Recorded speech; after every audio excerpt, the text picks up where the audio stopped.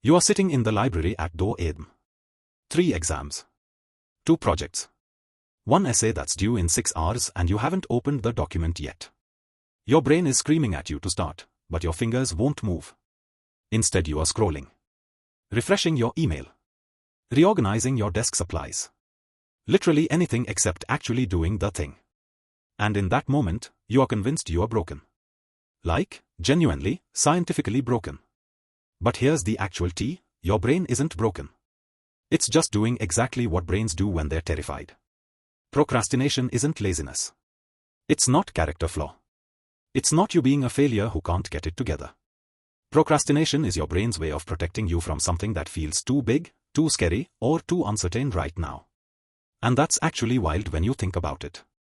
Your brain legitimately thinks it's helping. So let's break down what's actually happening in your skull when you are in full procrastination mode. When you look at that essay prompt or that exam, your brain registers a threat. Not like a lion threat. More like an uncertainty threat. The task feels ambiguous. You don't know if you'll do it well. You don't know if you'll succeed. And here's the thing, your brain hates uncertainty more than it hates almost anything else. It would rather feel the pain of knowing you are definitely failing than sit with the discomfort of not knowing if you'll fail. Psychologist Piers Steele did this massive meta-analysis of procrastination research, and he found that procrastination spikes when a task feels both high pressure and low clarity. You feel the deadline, but the path to finishing it feels fuzzy. Your brain goes, well, if this is going to suck either way, let me at least feel good right now. So you scroll. You clean. You convince yourself that you work better under pressure anyway. Spoiler alert, you don't. But your brain doesn't care because right now, in this moment, scrolling feels infinitely better than that crushing anxiety. And then there's the time perception thing. When you are procrastinating, future you feels like a completely different person. Like, though AMU is convinced that Art AMU is gonna be fresh, energized, and ready to write a 5-page essay in 2 hours. The academic version of main character energy, except the main character is about to have a breakdown. That's called temporal discounting. Your brain literally devalues future consequences because future you feels too far away to be real. Here's where it gets funny though. You know how everyone says they work better under pressure? There's actually some truth to that, but not in the way you think.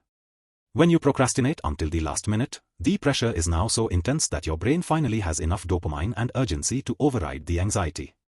It's like, okay, we are panicking, but at least we are panicking productively. Your brain is flooded with cortisol and adrenaline, and somehow that's enough to push through the resistance. But the cost is absolutely massive. You are stressed out of your mind, you are sleep deprived, you are making worse decisions, and you are one small thing away from a complete meltdown. And that's not sustainable. That's just your brain finding the path of least resistance through chaos.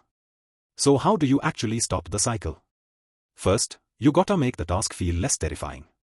Break it into smaller chunks. Instead of, write essay, it's, write 3 paragraphs. Instead of, study for exam, it's, review chapter 1 and do 5 practice problems. Smaller tasks feel manageable. They reduce the ambiguity. Your brain goes, okay, I can do this smaller thing. And then you do it. And then you do the next thing. That's not motivation. That's just removing the psychological barrier that was blocking you. Second, add clarity to the process. Research showed that people procrastinate way less when they know exactly what the first step is. Not the whole project. Just step 1. Write the outline. Read the first chapter. Create the study guide. Whatever it is, make it crystal clear.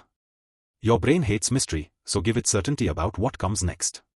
Third, and this is the one that actually works but nobody wants to hear it, set a timer for 15 minutes. Not an hour. Not 3 hours. 15. Tell yourself you are just going to work for 15 minutes and then you can stop. Sounds stupid, but it works because it removes the pressure of, I have to do this whole thing. You are just committing to 15 minutes. And here's the secret part, once you start, your brain usually wants to keep going. The resistance is always at the beginning. It's like your brain spent all its effort on the, but I don't wanna, and has nothing left to resist once you've already started. Momentum is real. The thing is, you are not broken. You are just human. Your brain evolved to avoid uncertainty and seek immediate comfort.